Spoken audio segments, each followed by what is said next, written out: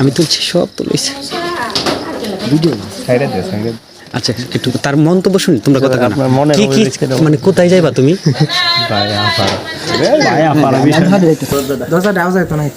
তুমি কি ওই রুমে যেতে ইচ্ছুক? অবশ্যই। আচ্ছা, তোমার মানে তোমার আকাঙ্ক্ষা কিরকম এই মুহূর্তে? 28 বছরের সাধনা।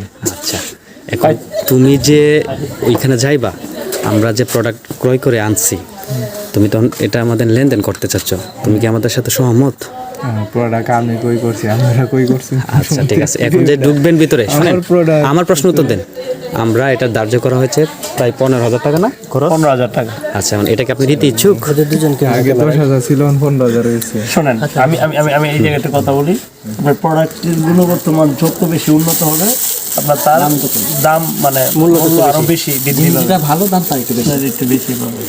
গায়ে রেট দেওয়া আছে, প্রোডাক্টে গায়ে রেট দেওয়া আছে। চাংলাসটা ভালো লাগতেছে?